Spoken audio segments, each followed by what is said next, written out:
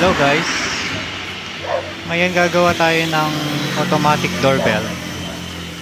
Kakabit ko sa tindahan. Ang kailangan lang ay junction box, PIR motion sensor at saka yung relay.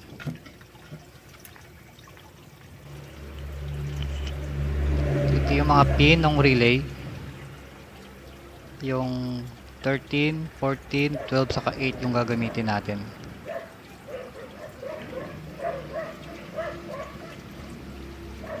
Yan yung binulugan natin, yan yung part na gagamitin ko. Pwede rin yung sa kaliwa, yung 9, 5, 8.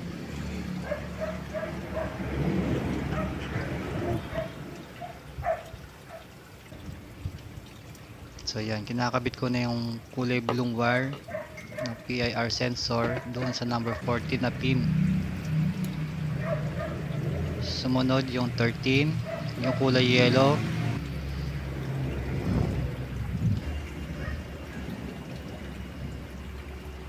Ito kahit anong kulay, kung anong wire ang meron kayo. Yan yung number 12 na pin.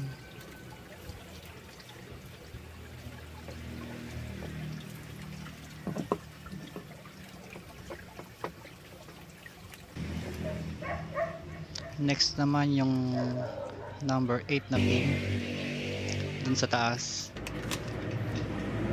Pagkatapos yan ay pwesto nyo lang yung mga wire para di makalat. Yan, ganyan. Kung saan pwede. Yan, sinicheck ko kung saan pwede ilagay. Dito kasi yung butas ng tindahan.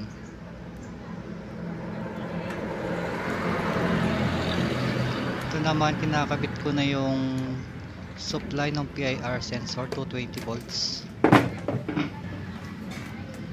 Yung wire na blue naman, yun yung papuntang push button.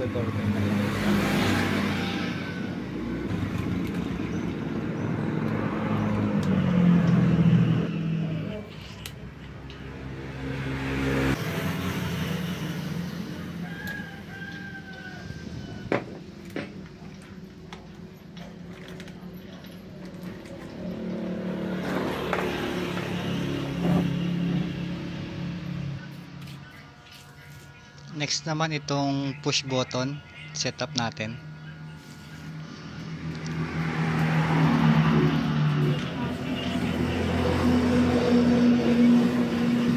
Yung blue na wire na nakakabit, kinonvert ko kasi yung battery niya. Niligyan ko ng adapter 220 to 12 volts. 12 volts kasi yung ano niya, battery niya. So hindi na siya battery operated.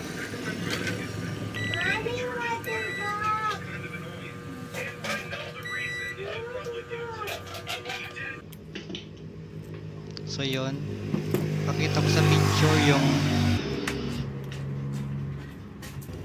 picture yung ano kung saan ko kinabit.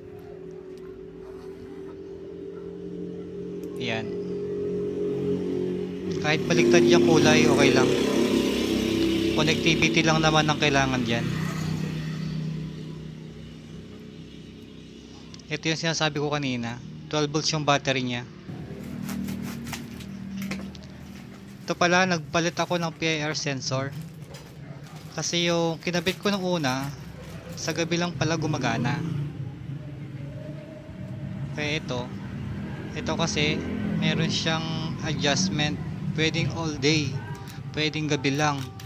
Tapos yung seconds niya meron din sa baba, pwedeng 5 minutes, 15 seconds.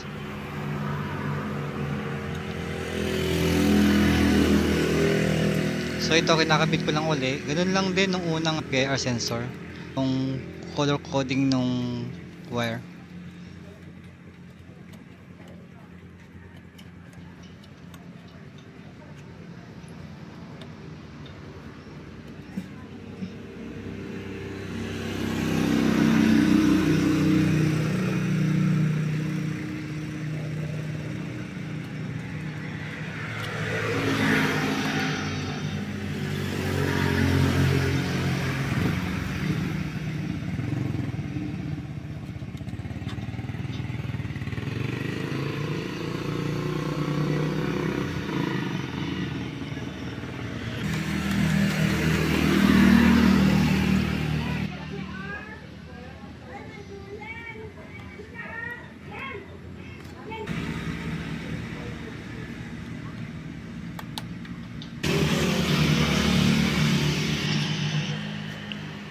Ito naman bubutasan ko kasi yung relay tumatama sa cover, kaya kailangan kong butasin.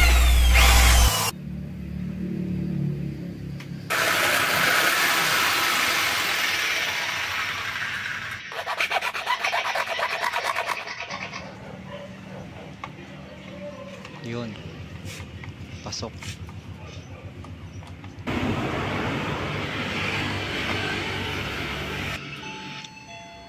Push button.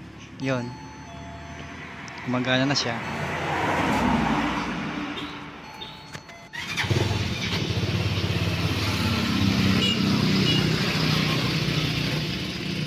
Pag may lumapit na tao, kusa na siyang tutunog.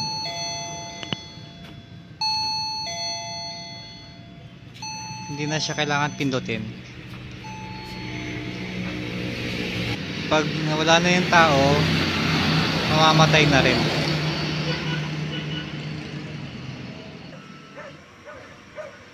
Ito naman yung gabi. So pag lumapit,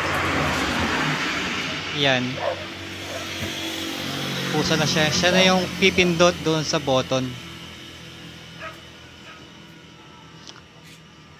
Tapos pag wala ng tao, within 15 seconds, mamamatay na.